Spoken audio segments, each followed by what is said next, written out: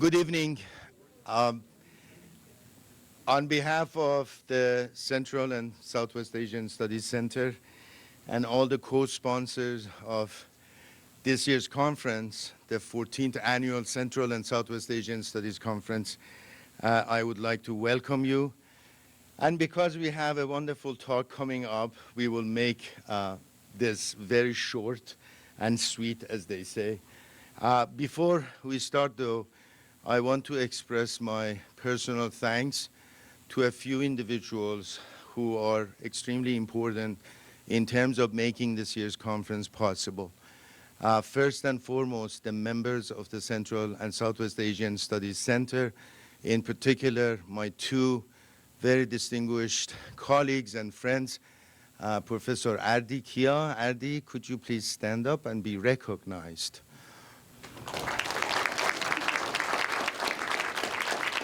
And my colleague and friend, Professor Samir Bitar. Samir, please.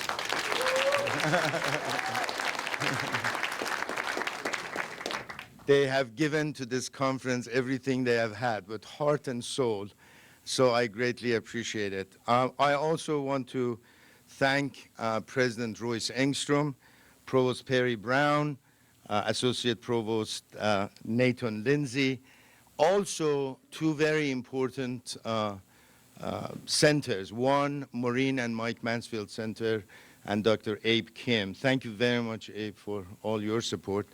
Yes, please. And the Montana World Affairs Council and its president, Bob Seidenschwartz. Where is Bob, by the way? He hasn't arrived yet.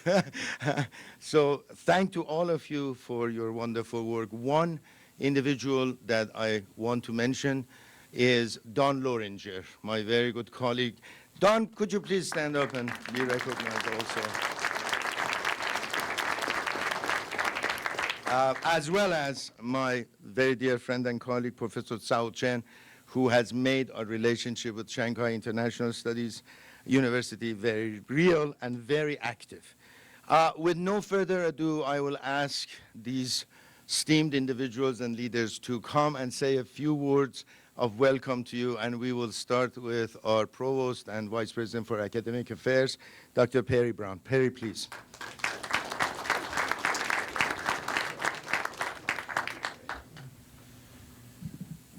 Well, let me just say welcome on behalf of President Engstrom and myself and the whole University of Montana.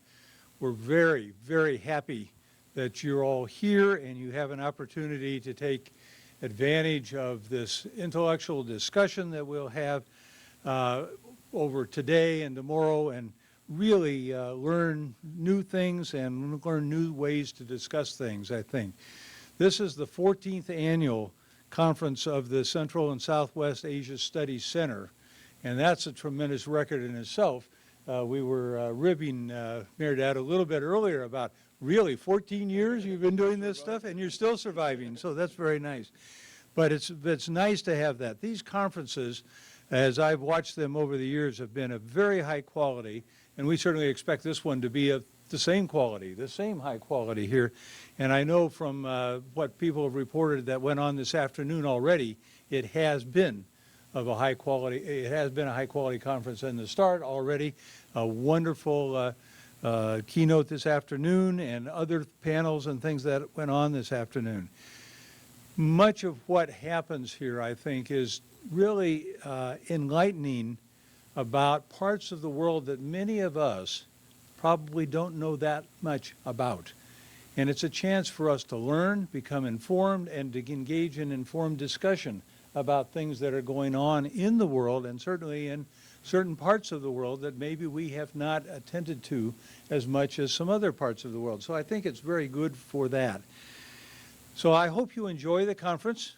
I hope you enjoy the University of Montana, and I hope you enjoy Missoula, particularly those of you from outside Missoula, that you find this a really delightful place. It's a wonderful college town. It's a wonderful place that is very interested in the rest of the world and what happens in the rest of the world.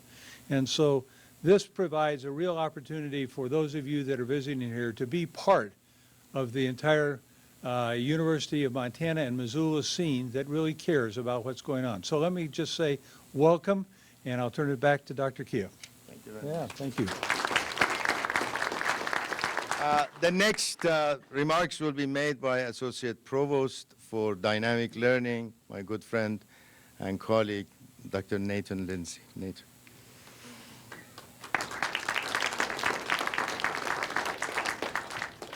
Good evening, everyone. It's wonderful to see all of you, and thank you so much for coming this evening. We're just delighted to have this conference, and I echo all the words of Provost Brown. I work closely with the center on different activities, and I just wanted to take a minute to highlight all of the other excellent work they're doing. This is a major conference, but there are so many other initiatives that the Central and Southwest Asia Studies Center is involved in, and just for 1 minute I want to highlight those. There's 7 of them. Number 1, they organize lots of brown bags, and we encourage you to come to those wonderful brown bags. 2, they establish academic exchanges with countries across the world, and other summer study tours for teachers and other programs for faculty and students. Their research in the center is prolific, with many books and monographs. The Silk Road is coming out, or came out, and some encyclopedias. Number 4, they have training programs for international educators, scholars, teachers, and many other people. Number 5, there's a major and a minor through the center, and language instruction in Arabic and Chinese and Russian. That's terrific. Number 6 are the wonderful Mali classes that are taught each semester. And number 7 is the public outreach. Last semester, Mehrdad was in Helena and spoke to about 200 people, and because of the success of that, we've continued that speaker series, and we had another professor speak today in Helena to about 70 government employees. So I just want to pay tribute to Dr. Kia and Dr. Kia, both Kias, and Samir Bitar for their wonderful work. And again, thanks so much for being here tonight. Thank you very much. And next is my good friend, Dr. Abe Kim, the director of the Maureen and Mike Mansfield Center.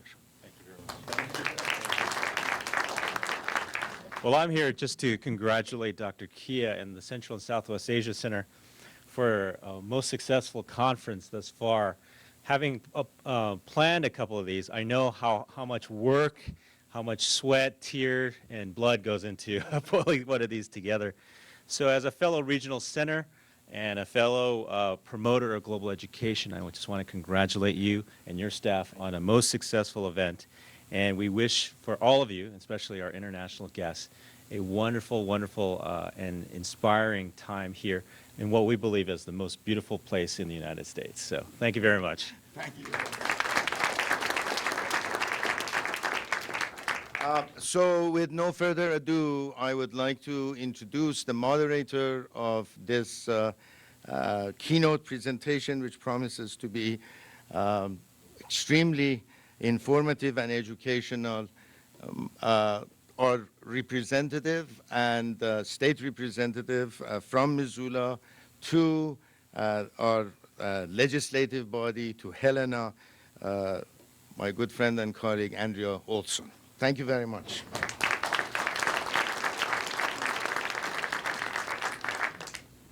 Ladies and gentlemen, friends and colleagues, welcome to this very exciting conference. Help.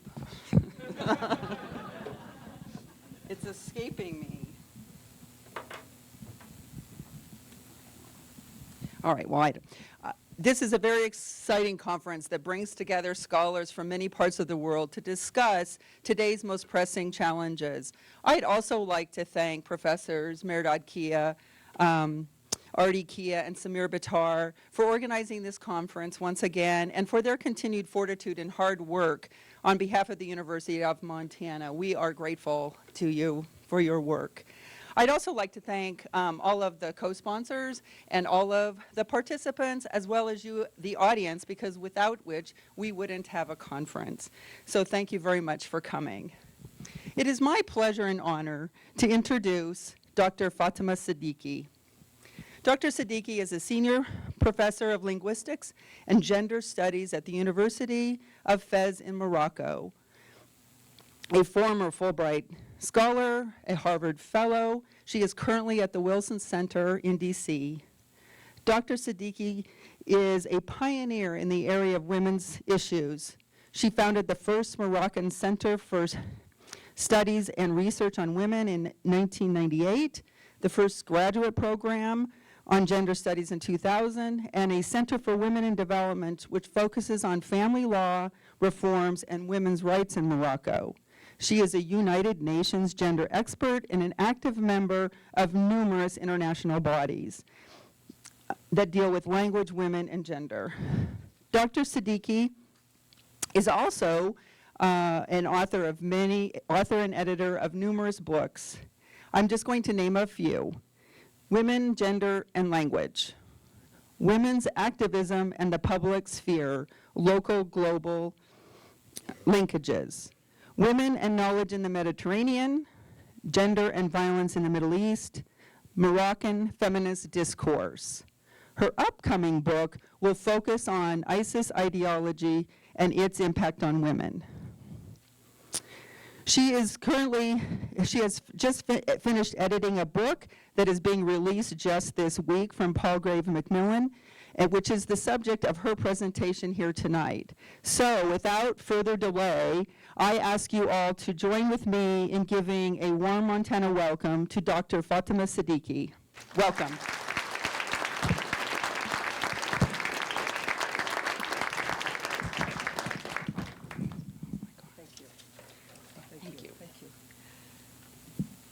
Well, first of all, let me start by thanking very warmly Dr. Andrea Olsen and Dr. Kia for inviting me. I'm extremely happy to be here and to talk to you on topics that are very close to what I do and who I am. Now, women in the Middle East and North Africa are agents in many fields. But today, I am going to focus on their agency in the public sphere. But before I go into that, why is the public sphere important? It's because of the nature of the Arab-Muslim patriarchy. As I mentioned this morning, patriarchy is everywhere, but it manifests itself differently. It so happens that in our part of the world, in the MENA region, Middle East and North Africa, it is based on space. So public space is a space of authority, and it is a male space. Private space may have power, but it can never have authority. Now, I define authority as power sanctioned by society, power that society accepts. And an aspect of this public sphere that I'm going to relate to talk about is this feminist activism in the public sphere. When women go out there and say, hey, I'm here, I exist. Okay, now this public feminism is not new. This is a picture which is in black and white, which goes back a long time ago. And what you see there is Moroccan women with Moroccan national dress. It's not called hijab, it's Moroccan national dress. We were at that time colonized by the French. But if you read Arabic there, what they need is equality in salary. They want work. They want to be independent financially. Now, the context, the political context of this picture is nationalism, resistance to colonialism, and all these things. And political parties at that time were all nationalist political parties. Now, these women were also nationalist, and they also wanted independence, but they also thought of themselves as like women with needs. They wanted to be independent in the public sphere. The first Moroccan NGO that saw the light of the day is called Akhawat Safa, which means Sisters of Purity. And they constituted themselves as an NGO, as a non-governmental association back in 19 1946. And they were urban, educated, savvy, intelligent women. And it's then that some of these women that you saw there belonged to that NGO. And unfortunately, all of them passed away except one that I interviewed during years that I used to go. She's still alive, very old, but she was my first source of information about women talking about themselves as women. And she was herself part of a nationalist political party, but she also was one of the founders of this NGO that I mentioned, Sisters of Purity. So, and this is Morocco, but in Egypt also you have the same thing. Women started, the first woman in Egypt who actually unveiled herself is Huda Sha'rawi. She came from a conference abroad, and at the train station, she took off the veil, and that was an act saying that I want also some kind of equality in the public sphere. So what I'm trying to tell you is that before independence, women tried or were there in the public sphere. Like antagonisms between political parties did not seem to really divide them. Didn't seem to bother them. So it was nationalism, but also some of our rights. Okay. Then later on, when we got independence and we started to have political parties, and towards the end of the 1970s, three very important things that maybe you know happened. The success of the Iranian Revolution, the downfall of the Soviet Union, and the emergence of the US as the only superpower saw the rise of political Islam. Now, political Islam is a huge thing, but anyway, it means what it says. You have Islamists in power. It started in the 70s, and it sort of polarized society ideologically, because before, in this picture, everything, there was, like it seems, this is my reading of these things, that women wanted some kind of betterment, but I didn't sense any division in what Zahra, this is the woman I interviewed, I tried hard, but I didn't, maybe there were very few women, but I didn't sense any kind, of division between women. But here, there is division, political division. What you have here on your left, these are secular women. That is, women who didn't, everybody is Muslim, but these are secular women on your left who wanted to separate religion from politics. But they were also affiliates to political parties, although the first NGOs, this one that I talked about, dates back to 1946, but the first independent, in independent Moroccan sphere, the first NGO was was established in 1985, but it came from inside a political party. So my take on this is that when Islam became politicized, it divided women into two, because women had to show affiliations to specific political parties. So the secularists, I was in this, this is to commemorate the Women's Day. I was part of it with my husband, and a lot of people were there with their children, men, women, and it was really something.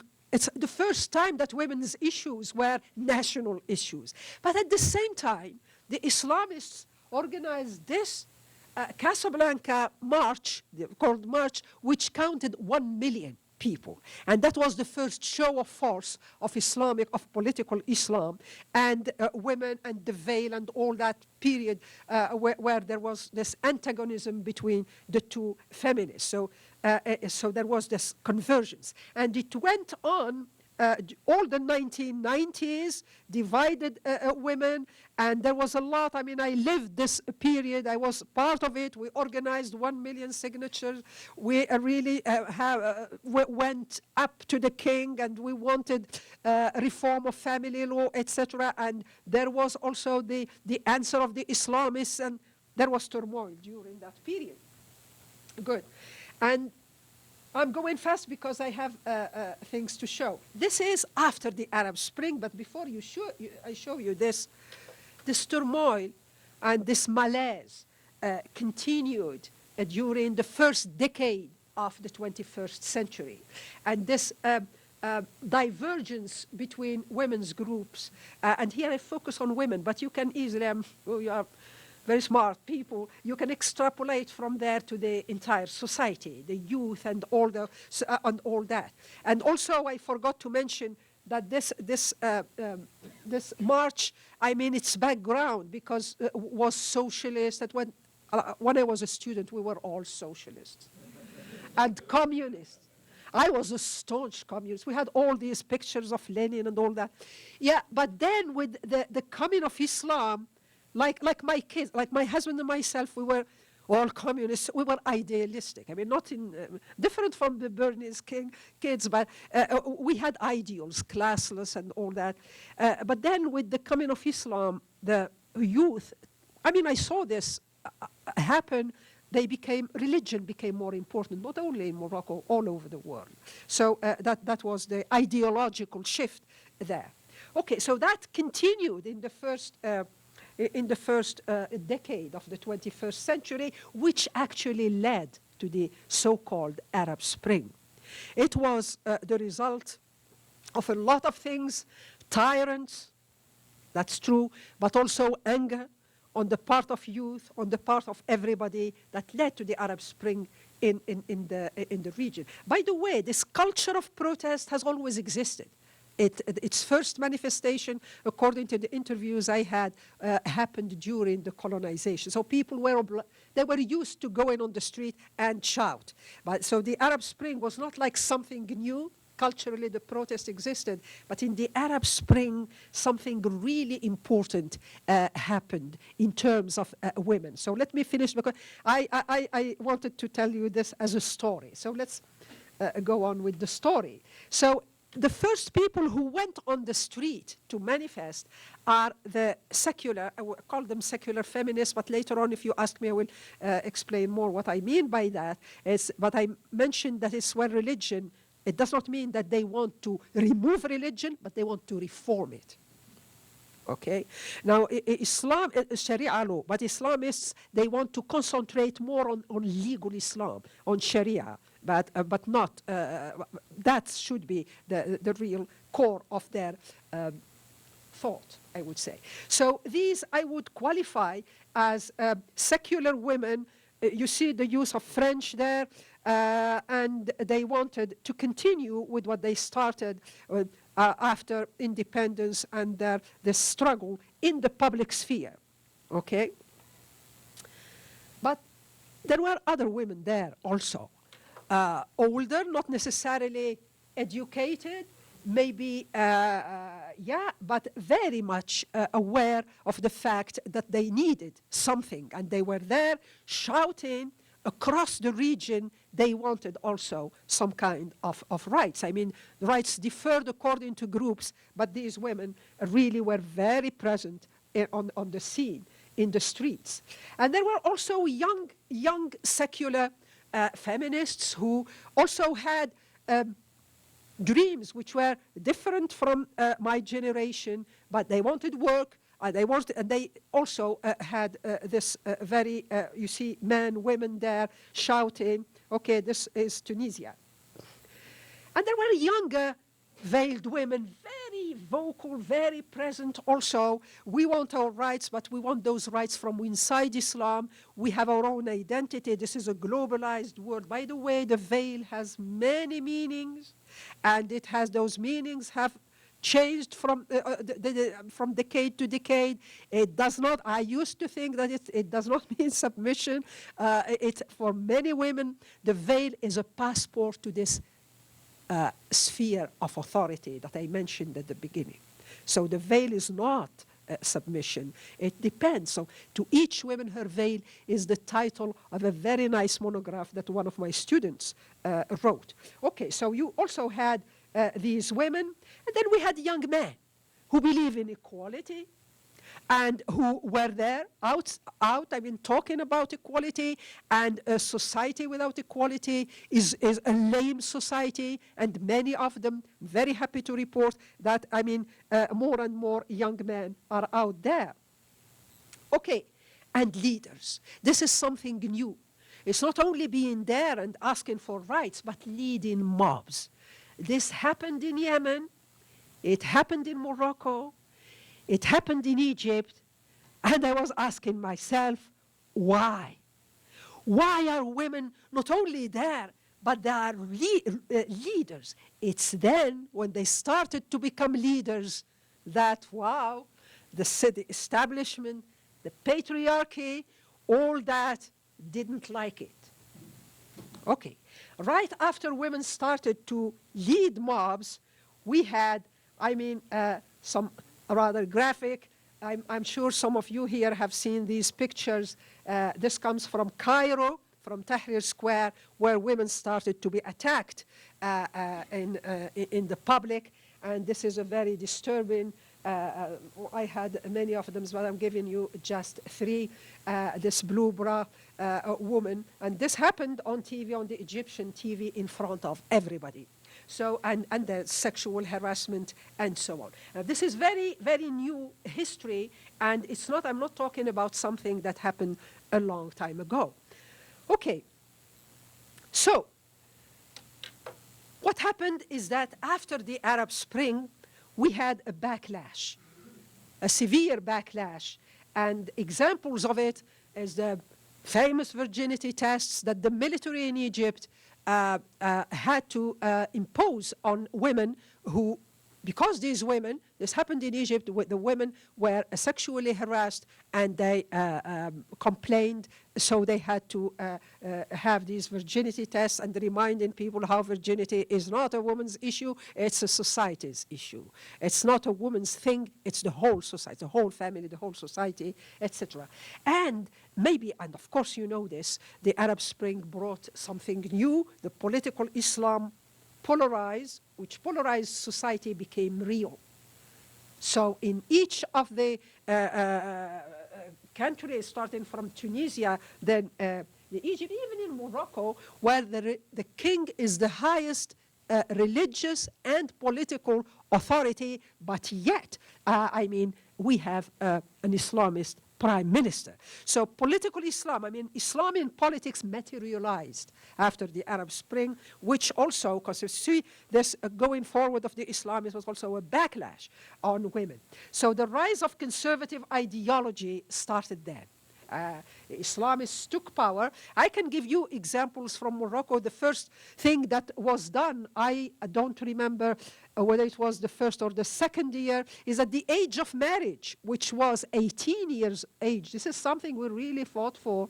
In 2004, the Islamists wanted to lower it to 16, and some of them were going for 15 and so on, and then there is no limit to that. So decreasing, and also a lot of habits and traditions that we thought we never existed, but now they were coming back. So in a nutshell, having Islamists in power, Islamists are mob mobilizers. They have very good political skill in mobilizing people. We had very good examples with the Egyptian Brotherhood, but also with the Islamists in Tunisia and Nahda, enlightened, many of them, but mobilizers, because they speak to something that the population understands. It's a language of identity, etc., etc. But they are bad. They are very bad in governance. And a lot of people from inside the Islamist party, because they also have their youth, which criticizes them. They are bad in governance. And when they had power, they started to actually target many other things, but women were one of those things. The first thing that they said is that women should not go to work. Their place is home. And our prime minister, can you imagine, I was looking at the television and he said, women are like the chandeliers. You don't have them here. You should have those big chandeliers. He said women are like chandeliers. When they leave the house and go to work, there's darkness.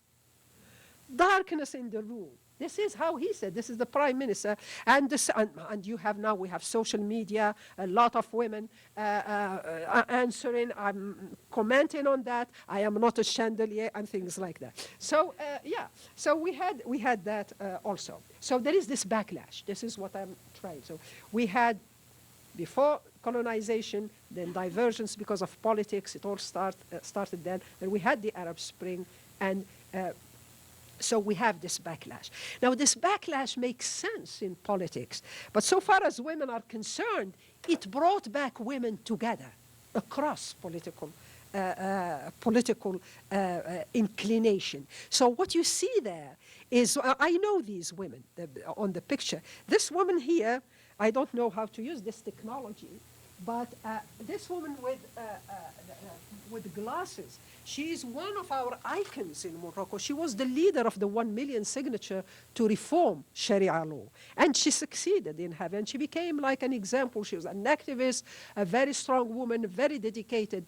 And she is there with this other woman, the veiled woman. She is an Islamist, and she is very active in the Islamist political party. So there was like a convergence. I was witnessing this. Also, I went to various meetings where you see the reconvergence of women, and these speeches where women would say, hey, listen, we have problems that we have to address as women. But the one thing that brought them together is a very sad story of a young woman, 16-year-old. She was called Amina Filali in the north of Morocco. She was 16, and she was raped and forced to marry her rapist, and she swallowed poison. She killed herself. And that was, I mean, the thing that really brought civil society, human rights, all that together. But anyway, I'm following my story. It brought these women together, okay, because of that. And this convergence of women forced the Islamists to change the law, which used to allow the rapist. If you rape a woman, you have two choices, two options before. You can either go to jail for 5 years or marry the woman. But usually, I mean, because of what virginity means, etc., for many parents, it's better to force the woman to marry. But after this, that law was changed, so the rapist now faces 30 years of prison, and marriage is out of the question. So anyway, that's just a side story, but it's very important to see that this convergence, this persistence of women, it's amazing. I mean, I'm not the only one to have seen it, but in this book that Andrea mentioned, there are articles. There is an article by an American who is very much interested in women's issue in the Middle East and North Africa. Her name is Miriam Cook, and she teaches in Duke University, and she wrote a very nice article just on persistence. And she called it something like you have this euphoria in the Arab Spring, backlash, but persistence. I like that. There's also another article by an Arab Egyptian who teaches in medicine, who wrote about graffiti, how women used graffiti to resist the backlash, etc. So it's important to know that this persistence is something that we owe to our grandmothers. I gave you the first picture in 19 something, but before, because I also did work on orality. As I mentioned, I have a rural background, so I also did work on how rural women used orality to resist a lot of things and to gain a lot of power in the family. Okay, let's move on with this. And there was another thing that, because I'm interested in Berber, interested in language, and also the Berber language, the Amazigh language, was marginalized during colonization, marginalized after independence, and so we have a Berber Amazigh. Amazigh is the politically right word to say, because that's how the Berbers, I am Berber myself, call themselves. But it's a movement, and it's amazing that women, you see these two women are students, and they're wearing masks, and they're calling, during the Arab Spring in Morocco, they wanted Berber to be an official language, and it is now an official language. That's one of the big breakthroughs which pushed me to write that book that you mentioned about the feminist discourses, where I say, okay, we have a secular discourse, feminism, we have an Islamic discourse, but where is like the discourse which is larger than Islam and includes also Berber women who are all Muslim, but they have their own, if you want, their own issues. Okay, so women were there for this, but between parentheses, who benefits from this? It's men, usually an urban men, who are more visible in politics. But I like to be on the optimistic side. I think that women are, especially the youth, are doing very well. The new feminists, I mean, you cannot imagine. They're really a joy to work with. They are more pragmatic than we were, but I think, they didn't face the same kind of discrimination that we face, the gender. They are more entrepreneurial, they are more savvy, and they are very, very pragmatic, which is also some kind of persistence. They don't see themselves as secular or Islamic or what have you. They were pro-women, and they are supported also by young men. So, which for me is a very good thing.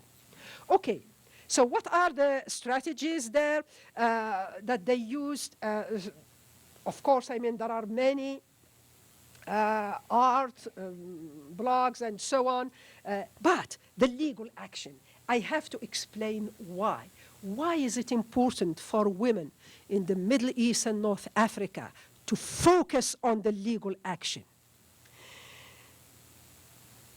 In order not to be disturbed by what's written there, why? Let me take you back to the history of political Islamic thought. Now, there is a very nice book which has just been released by Princeton University Press by, I think, a group of American and also from other regions on the history of the thought of political thought, the history of Islamic political thought. And according to them and according to other books that I have in mind, written in Arabic, the Islamic political thought is based on three things. It has always been, after the death of the Prophet and during the first caliphates, this is the beginning of Islam. Based on something on clerics, but clerics not in the sense we understand them, but just clerics were people who would write things. Because you see, Arabic is a written language, so they had to write it in a language that the people would understand.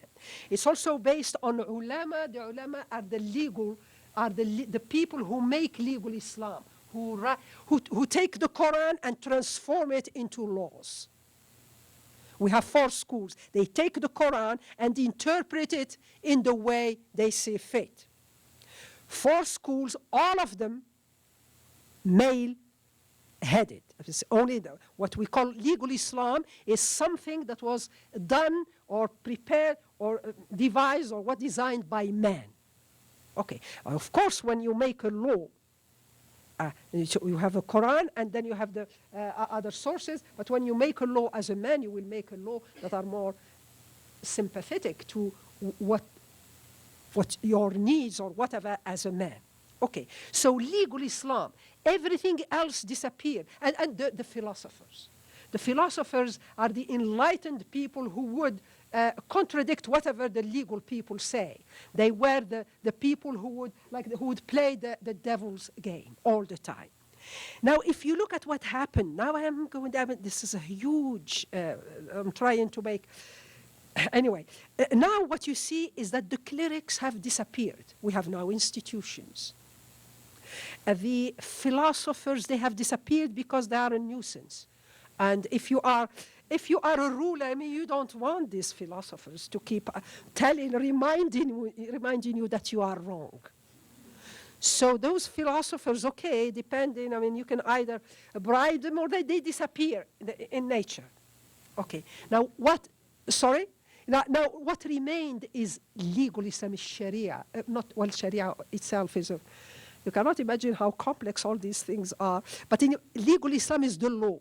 Because if you look at the laws in Morocco, for example, all the laws are civil laws, except family law, which is based partly on Sharia. It's only after a lot of fighting and so on that we introduced universal conventions.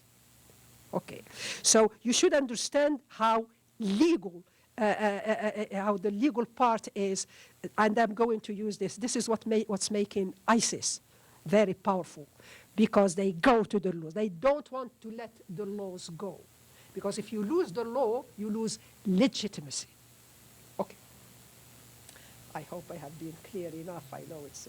So that's why you see that women focused on legal action, especially that constitutions were being made. You cannot imagine how difficult it is to write a constitution or to improve it.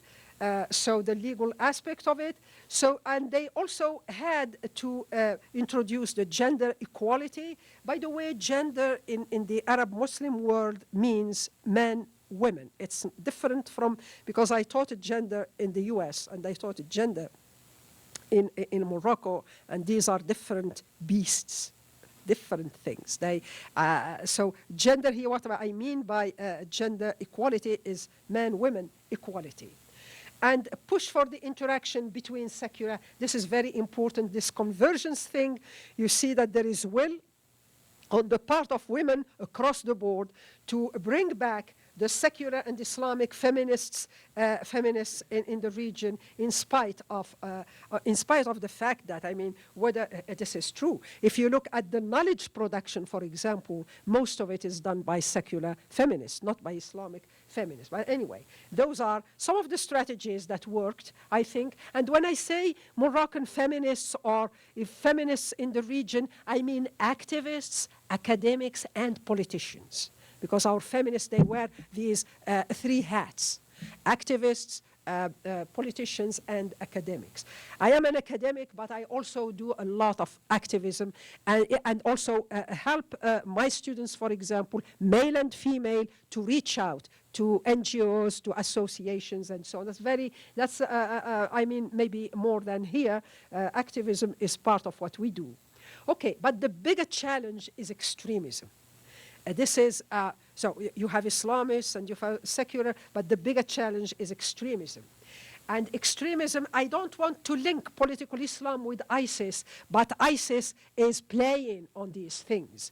So I ask there 5 questions. This ideology, which is built on extremism and which we understand globally now as ISIS, although ISIS is a beautiful goddess now, it has become a very taboo word. Anyway, why ISIS is an ideology? Why is it an ideology? Because a lot of my colleagues don't see it as an ideology. I do see it as an ideology because I root it also. I'm not saying it's a continuation of what has been happening, but I see how this use of legal Islam can be beneficial. And why is it a dangerous ideology? The other question I ask, why is ISIS ideology seen how is it seen in the mainstream West? As I mentioned earlier this afternoon, I know that the West is a very complex thing. I use it just for the sake of the argument. And how is it seen from inside the Muslim majority countries? And why is the question of women important when we consider ISIS ideology? Now, this is work that I am doing right now. This is something I'm still researching. So, I mean, your comments or whatever, most welcome. Now, concerning this first question, why is it an ideology? It's because it seeks to change the mindset of Muslims before thinking of anybody else. It seeks to change this mindset through the construction of ideas, specific ideas, and uses brutality to spread the ideas and targets the youth. This is what I gathered from what I've been also doing some work for my Woodrow Wilson fellowship. It has hijacked the Islamic faith, this is true, and instrumentalized strong concepts that have been historically very meaningful, and now they are becoming very bad words, like jihad, for example, like caliphate. This terminology is something we learn in history books, not as something, well, it's part of history. Like in the history of any religion, you have, this kind of, but it's also part of our heritage. And as I was saying this morning, it's the word jihad is a word that you would, if you go to Morocco, for example, and listen carefully, a lot of people would use it as, I am doing jihad, I am working hard. I don't have a husband. So I recorded these women. I don't have a husband, so I do this jihad for I'm trying to bring bread on the table. So it's not associated. It's something that has infiltrated in the language of people as something ordinary, although people know that historically it meant what it meant. So, and more than that, the ISIS ideology knows, for example, that jihad originates in the Islamic political thought. This is also what transpired from this book by these Princeton colleagues, which is rooted in the revelation, in the Quran. How can you discuss revelation in all religion? It's something revealed. How can you discuss it? But the dangerous thing is the interpretation which goes with it. Because in Islam, you have revelation, you have the book, and you have something that goes with it. Something that goes with it, you do with it what you want. Depending on who you, that's where authority comes. I as a woman can do something that I would want, but who is going to believe me? This is the other question. Who has the authority to do it? Okay, and I have crammed a lot of things there, and these things, they have changed. You have traditional, medieval, and modern. And anyway, if you look at this huge literature, you cannot imagine how many books have been written in the US, especially in Europe, and in our part of the world historically about jihad and its meanings and how it was hijacked in the past and in very different contexts. But it has two meanings. Jihad can be also, I'm sure you've heard of spiritual Islam, of Sufism. It's also struggle that you exert on yourself to curb your animal, if you want, instinct and so on. That's also another meaning of jihad. Sufism is called mujahada, and someone who Sufi is also called mujahid. That's a different kind from Taliban or Afghanistan or ISIS or whatever. So my point here is that there is a play on concepts, a play on words. That's why I say it's dangerous. It's instrumentalizing something that's very dear culturally and constituting an ideology that will stay even if these criminals are exterminated. So just a few things there rooted in revelation, cherished heritage, huge literature. But why is it also dangerous? Because it addresses all Muslims across nationalities, across all Muslims, whatever they are. That's the danger, whatever they are. And the caliphate also is, it can be an office, it can be the period, it can be dominion. Anyway, so I'm throwing these things just, I don't want to go into that unless you ask me, but just to give you a glimpse of what this ISIS ideology is. Now, the other question is, how is it seen? How is it seen in the mainstream Western countries? I have read 19 books during my stay at the Wilson Center, and it seems that very well-written books on ISIS very good, people who, some of them actually went to Afghanistan, went to Iraq, and one of them actually had this interview with Osama bin Laden in the past. But if you look at all that literature, ISIS means two things.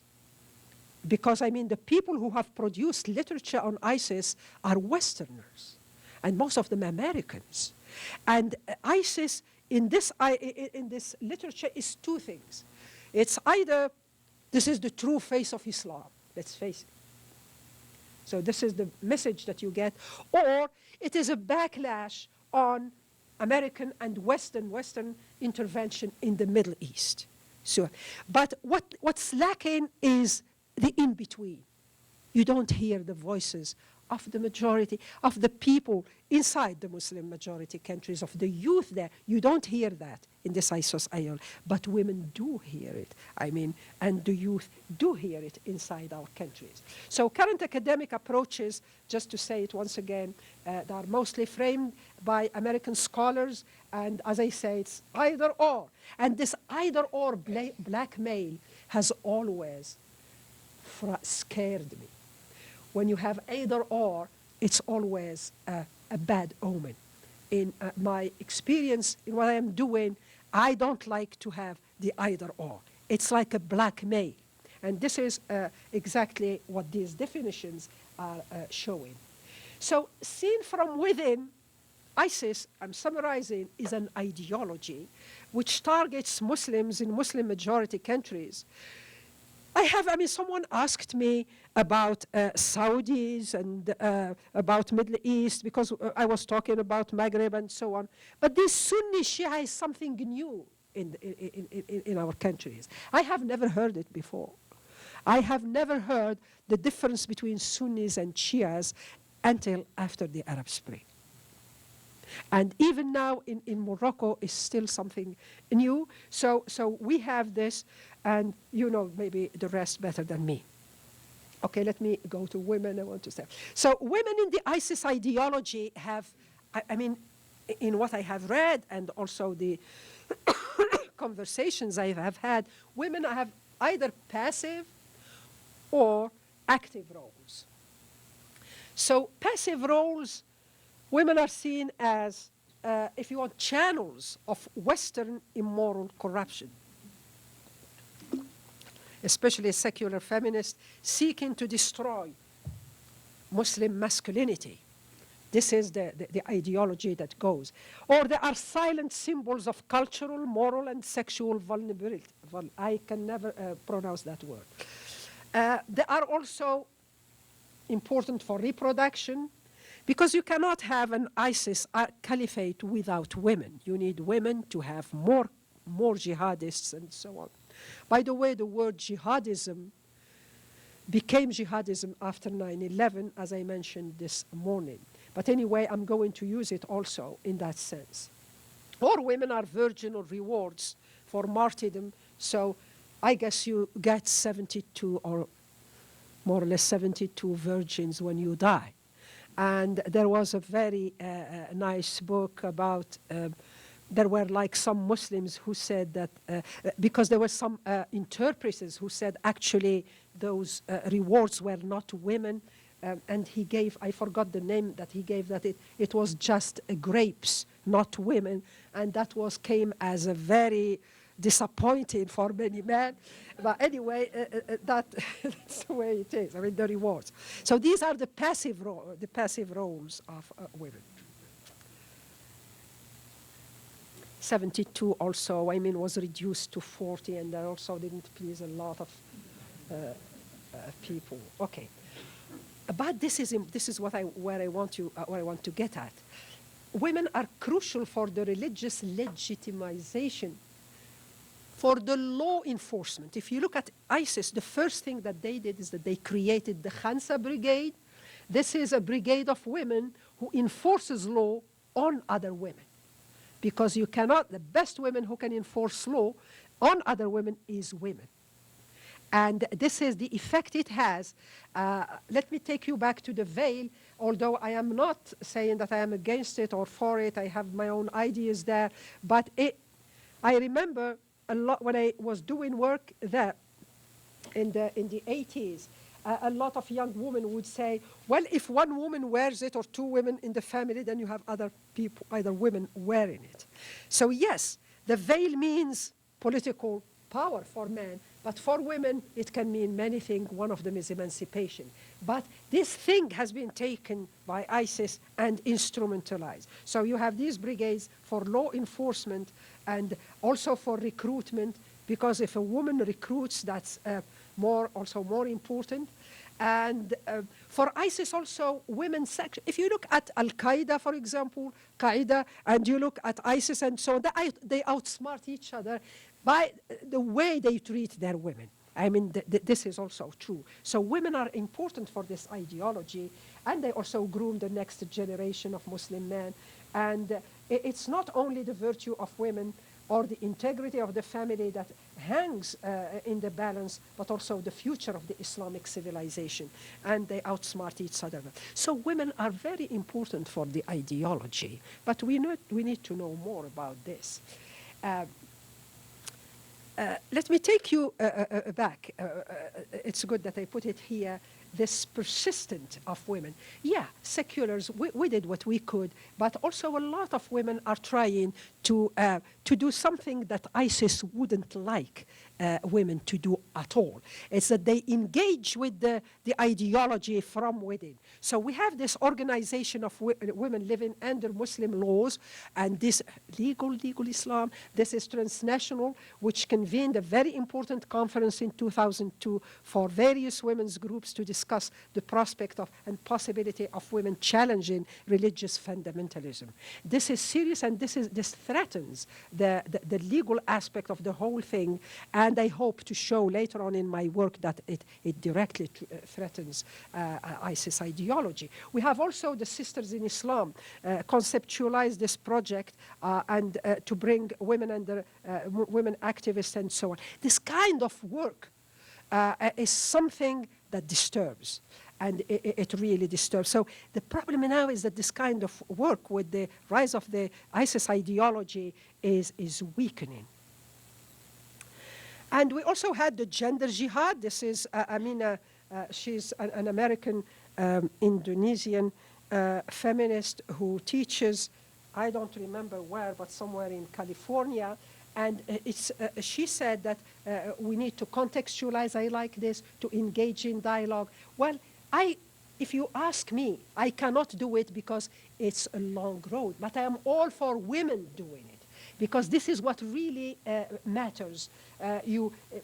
Because the revelation, the Quran is a text, and I mean, you look at it, if you take it as I carried a very big survey with 15 of my students asking this question: what does Islam mean to you, to women?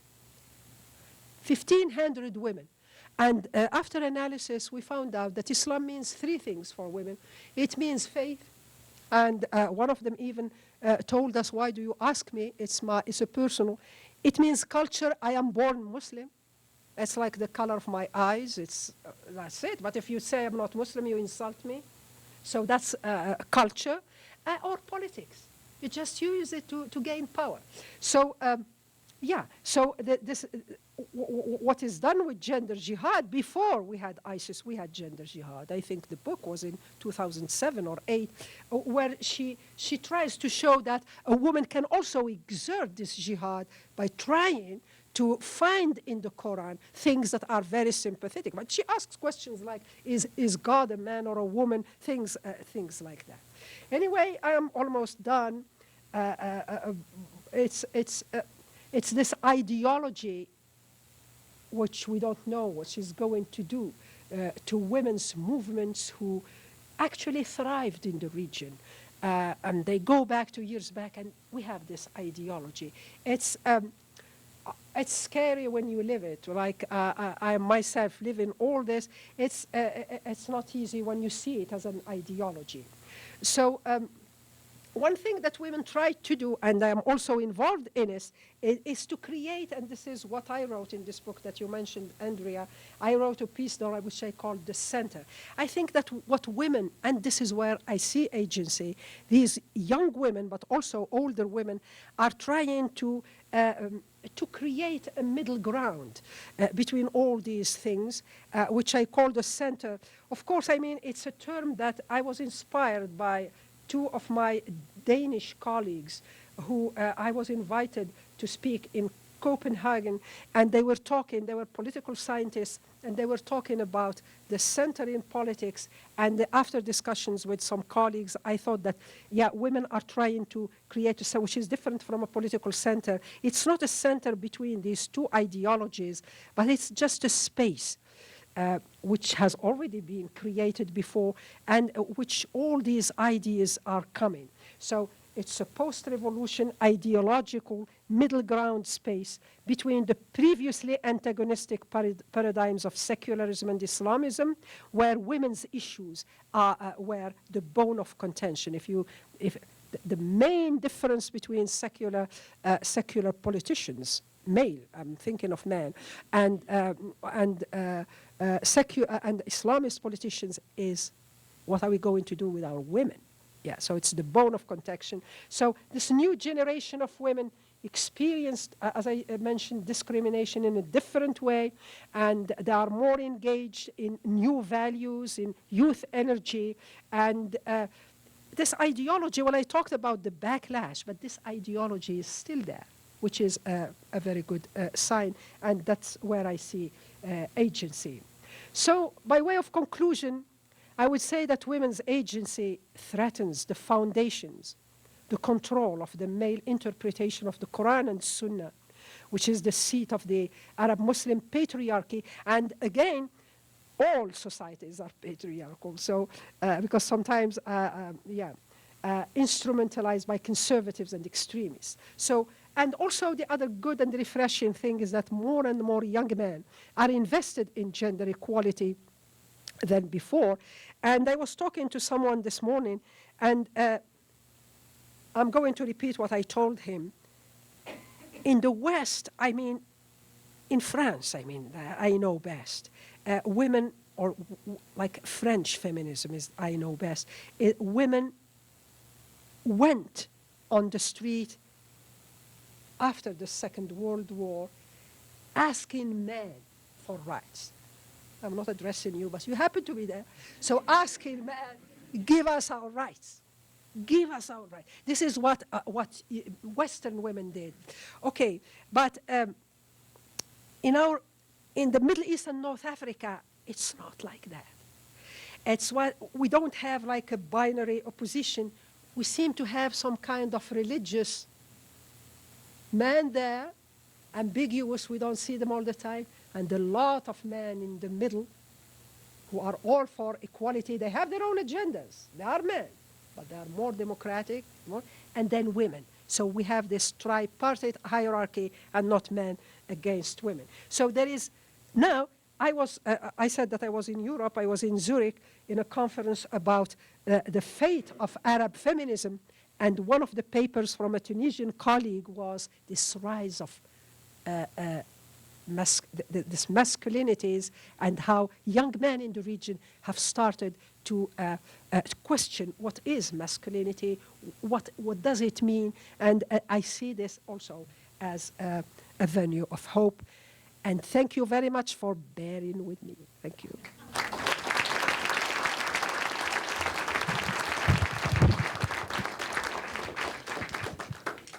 Thank you, Dr. Sadiqi, for helping us explore the struggle of women's participation and women's power to transform societies.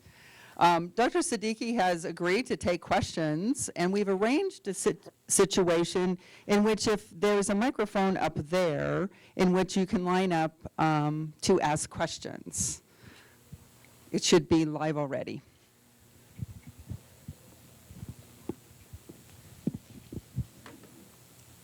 I thought she was, sorry, I thought she was headed to the microphone. So does anyone have a question? Yes, Michelle? Can you speak quickly about the backlash, the danger from ISIS? Because I'm sure ISIS doesn't like all that. There must be a physical threat. How do women organize against a possible threat from ISIS within the different Muslim countries? Thank you very much for this question. Now let's leave women aside for a while. I forgot to mention that what's happening now in Muslim majority countries is that a lot of men who are Salafi, Salafi is one of those words, who were in prison and who came out of prison are addressing ISIS directly from inside the legal texts. And that's good. So there's a lot of, this is not Islam, from inside the community, there's the most extremists of them. Now what women do is the kind of they say, this is not, they say, there is a book which appeared in Arabic and with the title, the danger is extremism in Islam. We don't want it. So what are they doing? Well, I would say that a lot of meetings and sensitizing people and inside Morocco, at least that I know, in spite of what you hear, a lot of, when you hear Moroccans come, they go from Belgium or whatever, but in Morocco we don't, it seems that I read the comments, everybody is against ISIS. Polls after polls, but they're also aware of the geopolitics, so they say it should be addressed as a global phenomenon because it was not created by Muslims only. Yeah, so there's these two things. Women, they don't, I don't have in mind something clear that they do, but I am sure, that it's, in the largest society, everyone is, you cannot imagine, stunned by this, and this also feeling that our religion does not deserve this. Yeah. The feeling of unfair, and this is unfair. Yeah. Thank you very much for being here. I just wanted to ask, you spoke to women entering interpretations of law. How do women take these interpretations and directly get into the conversation and directly apply their interpretations against IS dogma? They are doing very well. I have in mind one of them. She is a medical doctor. She wears a nice scarf like this because she is in the world of men, so she has to do that. And she explains equality in a very nice way. Yeah, they do it by first explaining and also by behaving in that way. We are not against modernity. And we want to live our life. This is our religion. We don't want to let it go. It's part of us. And they do it like that. And it's very appealing to most people, yeah. Because don't forget that Islam is part and parcel of the culture, of the deep culture of Muslims. So, yeah. It's not like people who have converted it. It's more than that. Yeah. I would like to thank you again for coming to the University of Montana. My question has to do with the women activists who are focusing on the legal aspect. Yeah. Do they make reference to the fact that Islam has jurisprudence of time and place? Fiqh al-makan wal-zaman. Do they make reference to that as they argue? Well, I am not an expert in the terminology there, but they do, from what I understood, they make a difference between revelation, this is what the Quran is, and the hadith, which is man-made, and the school's jurisprudence, fiqh, which is man-made. And that fiqh can change with time, and that we need this will, but there are, like iron gates which wouldn't let you go in. If you are wearing something like what you are wearing, let alone a woman, you have to look very religious. And yeah, you see. So it's something that people there won't let go easily. Thank you. This is my take on it. Yeah, there is a question there. Okay, and if I'm going to come over here, but if anyone else has a question, there's also a microphone right back there. I just want to make sure you walk. Oh, that's fine. Yeah, I need that. This always makes me very nervous. Okay, so you mentioned that the law changed so that a rapist was sentenced to 30 years in prison. It's my understanding is in Islamic law that it takes 5 men to witness the rape to make that a legal claim. Did that law change that too?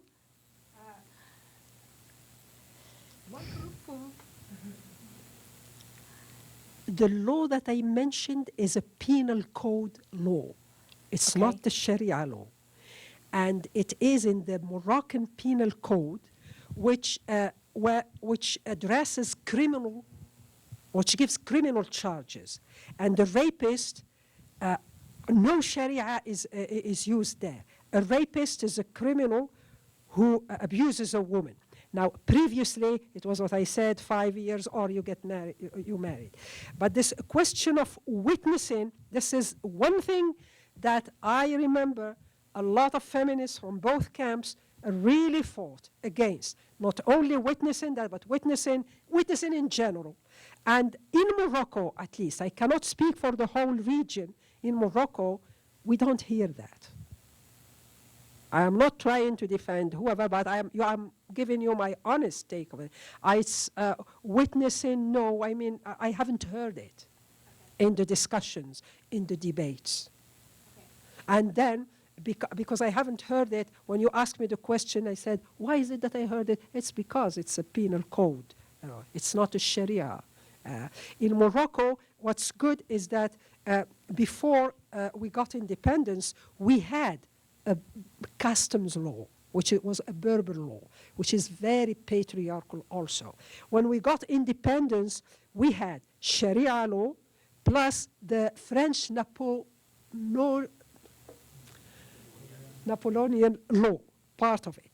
And this stayed until 1993, where we had the first reform, where we introduced the universal conventions. And from there, we ceased to hear things like what you mentioned, because of a lot of people, men and women, worked on this, that you don't hear like child abuse and all that, so we don't hear these Sharia hudud. It's amazing. I mean, they are still very, you hear them in many countries of the Middle East, but not in Morocco, not in the Maghreb. We also don't have the female circumcision. And it's good that you ask me. I'm going to open and close a parenthesis. One of the things that transpired from the Arab Spring is that the Maghreb is different from the Middle East. And it's different historically. And one of the differences also is the strength of women's presence in the public sphere. Because most of the countries, or Tunisia and Morocco, Algeria is also very similar.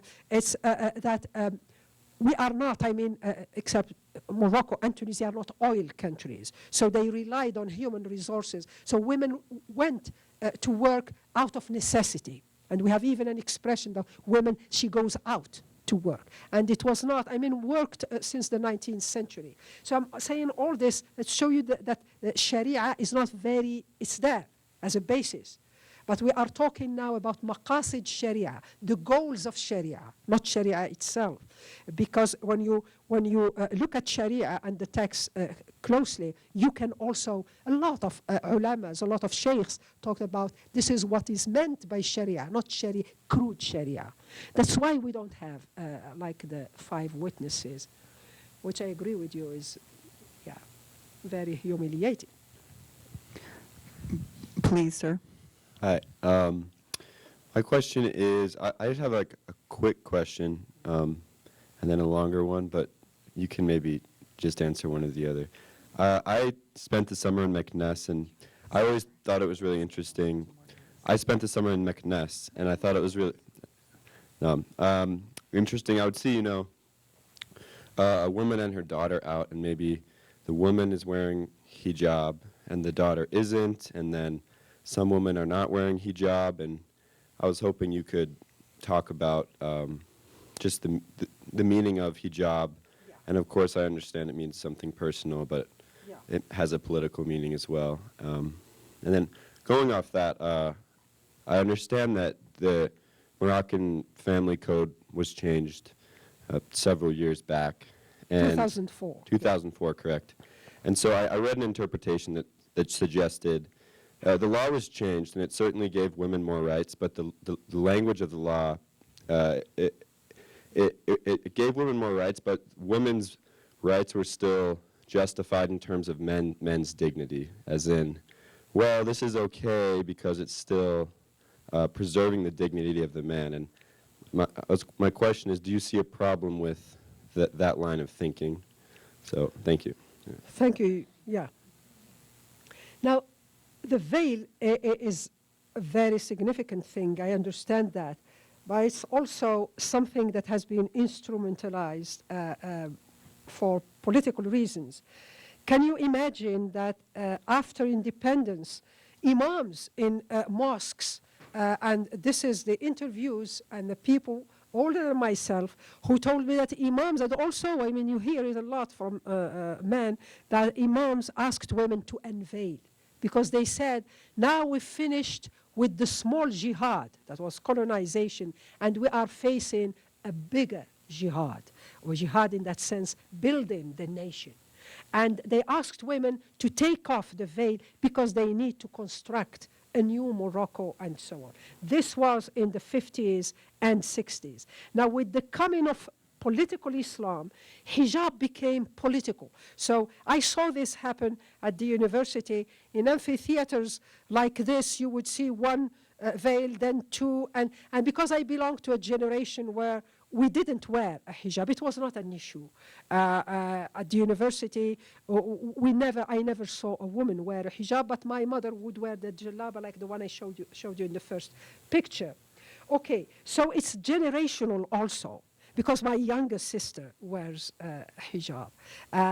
Me and the other sisters don't, the older ones don't. So it's a generational thing, and it's easily manipulated in crisis. And according to the work of a colleague, a male colleague, the hijab is an urban thing. It's not a rural thing. And it appears well in times of crisis, because when there is a crisis, there is an introversion and you want to preserve your identity. Yeah. Although hijab does not mean identity in Morocco or Muslim majority countries, because everybody is Muslim, but it is identity in diaspora. In Belgium, for example, or France, hijab is a token of identity. So to answer your question, there are many meanings of it, and that main spectrum of meanings which go from, well, I want to be left alone on the street, I don't want people to harass me, to I want my father, my brothers to leave me alone if I come back when it's dark, so they know she has this hijab, so it means that she is decent and all that. But it also can be used by prostitutes. To be able to go, and this is something that was told to me this is field work I'm talking to you about. So it means a lot of things according to women. Now, and it's, to address your question, you said that sometimes the mother wouldn't wear a hijab, but her daughter wears it. Because I said it's a generation, and many of my colleagues have daughters who wear the hijab. Does that answer your question? Yeah. More or less? Yeah. Now, the mudawana, the family law, I am not happy. Yeah, it's good, but I'm not happy with it because it's not enforced yet. There's still, I'm happy with it as it is, but because the notion of the family is important and all that, and because also it's a very good step forward.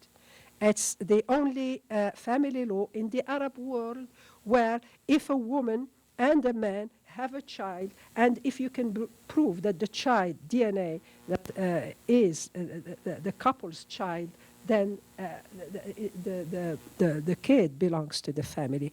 In no other part of the Arab world would you find something like that. And that's being slowly enforced, and people have, it's really pulling down a lot of stereotypes.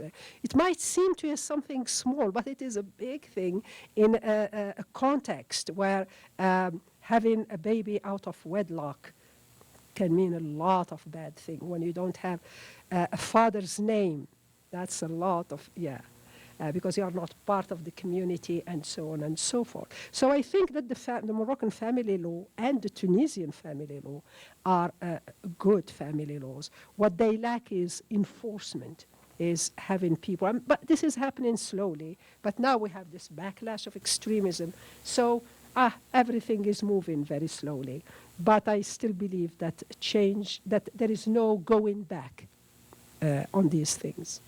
Yeah. Okay, next. You talked about political Islam as a unifying, let me re-articulate that. Polarizing. You talked about political Islam and how it addresses kind of all Muslims. And Okay, that's ISIS. Sorry, ISIS specifically. However, it also, you talked about how it also kind of marginalizes women in a way. How does the ideology of ISIS fit into women? Because from what I understand, there are some women who also are in ISIS or also supporting ISIS. So I suppose how are they compatible? Very good question. Now, first, I don't see ISIS as being a continuation of political Islam. It's not true. There's a lot, in political Islam, you also have a lot of reforms and so on. I mean, historically speaking, ISIS is something brutal that cuts. It's like something unexpected, like this baby born with many fathers, and you don't know where it's like a beast. So I don't want to link it directly with that, but I mean, the extremism exists also in political Islam. You see, that's where, now ISIS ideology does not marginalize women. It completely eradicates them. You don't see them at all. Yeah. It's not marginalization because it cannot, the only women that you have is these brigades. I'm talking about ISIS. ISIS, well, what I know is, you don't see women. Women are, you don't see them on the public sphere, in the public sphere at all. So, I mean, that's it. I mean, how do women support? A lot of young women go there. I mean, sometimes brainwashed, I would say. A lot of them come back, a lot of them stay, and not only from the countries of the region, but also from England, from France, from Belgium, from Australia. I mean, it's, when I say global, I mean when they say caliphate, because before the nation state, a Muslim nation was a caliphate, khilafah. And caliphate comes from successor. It started as successor of the Prophet. When the Prophet died, he left a community of believers. So, and he didn't leave a son. So what happened is that the Muslim community constituted the caliphate, khilafah. Khilafah means to succeed to. And later on, one of the most powerful caliphates, because we had the first Rashidun, then we have the Umayyad Caliphate, then the Abbasid, the strongest one. That's when Islam, the golden age of it, and then we had the Ottomans, and that was the end. Now ISIS, what it wants to do, it wants to create this caliphate and talk about Muslims. But this, I mean, this is like, what's the word? It's ahistoric. I mean, it's not a constitution. It's like you are they are hijacking these things to create something that cannot happen. And where you see where they really bump is this women's gains things. You cannot, because they do not. They think that rights are the products of the West to humiliate Muslim men. And when they recruit Western women, they are very proud of that, and the talk that they gave about Western women is not the talk that they gave about women from Muslim majority countries. Because Western women, it's like you humiliate the Western man more. So your women are here. Okay. And you see, the youth don't understand. That's why I want people need to understand the whole history. Today, people don't have the how do you say it, le souffle, to go back to the full history. But when you understand it, then you are, in our countries, for example, most youth know that this is not Islam. It's trying to emulate something which is ahistoric, not part of history. So that, I mean, how do women fit? I mean, they accept it because they think that they will be in an ideal world where you don't have all this Western, whether it's Western values that pollute you, and you are in a pure state where you will live only in Islam, the Caliphate. I mean, this is all trying to create this dangerous ideology, and they target only youth, because you cannot say this to people who know. It's brainwashing, and it's working. Yeah. Thank you.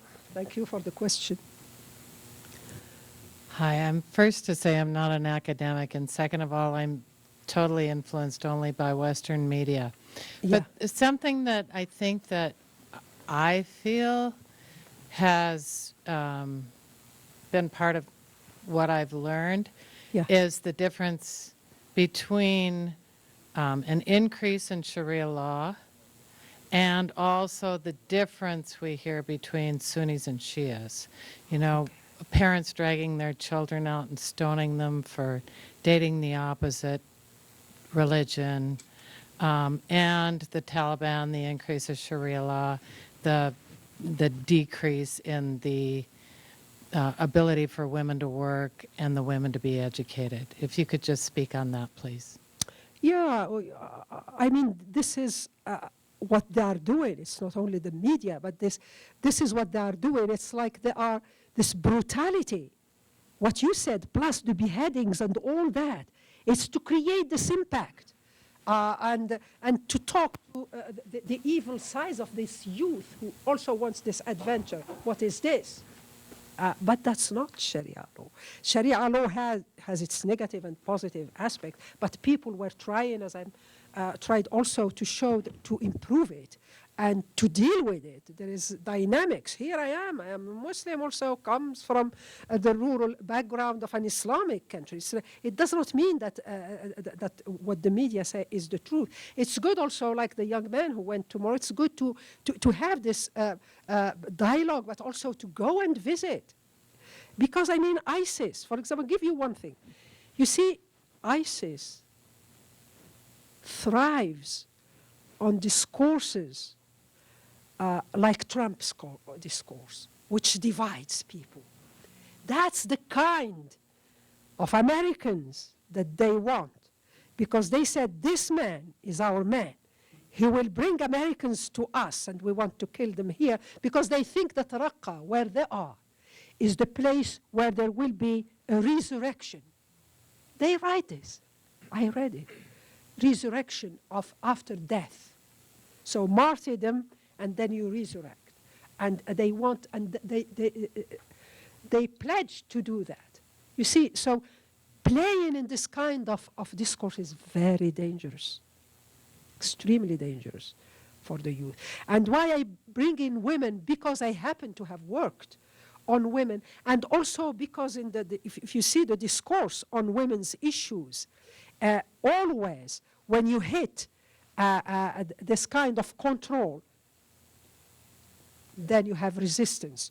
So like ISIS wants to do this, how shall I say it, like surgical. They want to kill everything and start anew with extreme brutality. So that's an ideology which I think we should fight with a counter ideology, which is not media. It's a long-term and long term through education. And we also, as I said this morning, have to do our homework in Muslim majority countries. Also talk to the youth, and also because we have also the same problem, and also have this counter ideology. It has to come from the youth more than anybody else to understand that this is manipulation that's taking us, to something that maybe we cannot control. I mean, that's what I think. So we should really talk about this. Like, that's why I am really happy to be here, because it's good to talk about these things across culture. Yeah. Thank you for your question. Okay, our last question, sir. Yeah. Meitanit. Yeah. I hope I did that right. Oh, Meitanit. Oh my God, he spoke Berber. Can you imagine? Someone in Montana speaks Berber. Labas Ghors. What's that? I said, are you okay? How is it with you? Yeah, that's kind of, yeah. Good. Thank you. Were you in Morocco? Sorry? Were you in Morocco? Yeah. Okay. I was Peace Corps. I lived there. Oh, I think that, sorry, I will take your question. I have realized that the Peace Corps are our best ambassadors in the U.S. I mean, they are doing great things in the country, for the country, and what they say. I mean, I read all the blogs. Go ahead. Yeah. Well, it actually, you said you were Berber, and so I am. But my question relates to that, because I'm wondering. Where did you live in Morocco? In Wawizard. Oh. Where I come from, Azilal. Oh, yeah. Okay. Okay. Yeah. I did a lot of research. Nice to meet you in Montana. Yeah, no, we're right. I'm right there. I have topographic maps of Azilal at my house. Okay. That's interesting. But my experience was that Berber women seem to be much more liberated than Arab women. And, I mean, there was certainly a patriarchal society, but just the way they could move about in society and the way they could dress seemed much more, I don't know, from maybe from a Western perspective, progressive. And I'm wondering if you could speak to whether that perception was really accurate, number one. And two, has there been a difference in progress of Berber women versus Arab women? Yeah. It's been almost 30 years since I lived there, but I'm kind of wondering if there's been a change in progress. But you still remember, between the two. So. That's good. Yeah, well, this is basically what I said in the Feminist Discourse book. I wanted to bring in the voice of these Berber women. If you look at the Berber societies, it's women who are the artists, the weavers, the express the community's concerns, and so on. It's true that but they're also, I mean, and Islam, the way they take Islam as very light and so on, and they're not dogmatic, that's true. Yeah, but I mean, they also experience a lot of poverty in most cases, so they need development. So to answer your question, I would go with that, because in our dances, for example, there are mixed men, women. That's true. Yeah. Yeah. Well, what an exciting day we've had today. And there's 2 more days to come. So if you haven't seen the full schedule, you can get it online and here. But I would like to point out that Senator Tester will be here tomorrow night at 7. And then on Friday, we'll have a talk on the war in Syria and its effect on the Syrian antiquities. So thank you all for coming, and please join me in giving a great big thank you to Dr. Sadiqi.